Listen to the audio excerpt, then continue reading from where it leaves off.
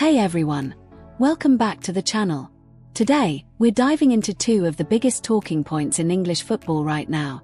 Gareth Bale's brutally honest comparison between Tottenham Hotspur and Manchester United's transfer strategies, and the blockbuster news that Cole Palmer has completed his move from Chelsea to Manchester United. If you're a fan of Premier League drama, transfer sagas, and behind-the-scenes truths, you're in the right place, so make sure you stick around until the end.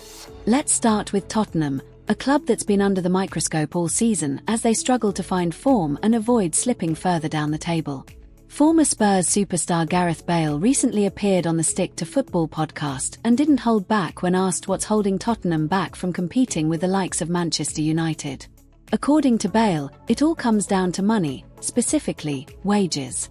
He pointed out that Tottenham's wage bill is the lowest among the so-called Big Six, sitting at £222 million, which is nearly £100 million less than United's staggering £313 million.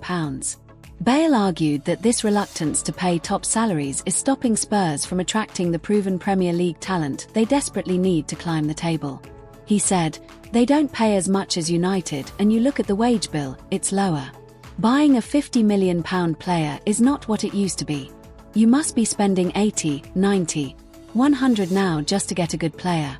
They need that bit of a gamble. From a business point of view, they're maybe not willing to do it." Bale's comments echo what former manager Ange Postecoglou said just weeks earlier, highlighting that while Tottenham want to be seen as one of the big boys, their actions in the transfer market tell a different story. Postecoglou pointed out that when Arsenal needed a player, they spent £100 million on Declan Rice without hesitation, but Tottenham simply don't operate at that level. This raises a huge question for Spurs fans. Can the club ever truly compete for top honours if they're not willing to match the financial muscle of their rivals? Now, let's pivot to the other massive story dominating the headlines: Cole Palmer's sensational transfer from Chelsea to Manchester United.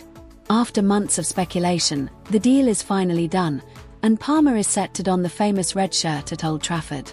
This move is a perfect example of the kind of ambition and financial power that Bale says Tottenham are lacking. United saw an opportunity to sign one of the Premier League's brightest young talents and didn't hesitate to splash the cash, reportedly offering Chelsea a deal that made it impossible for the Blues to say no. For Chelsea, who have spent over £1 billion on new players under their current ownership, selling Palmer at a massive profit fits their new trading club model. But it also raises questions about their long-term vision and whether they're letting go of future stars too soon. For United, Palmer's arrival is a statement of intent, a signal that they're serious about rebuilding and challenging for trophies again. The contrast between United's aggressive approach in the transfer market and Tottenham's more cautious, business-minded strategy couldn't be clearer.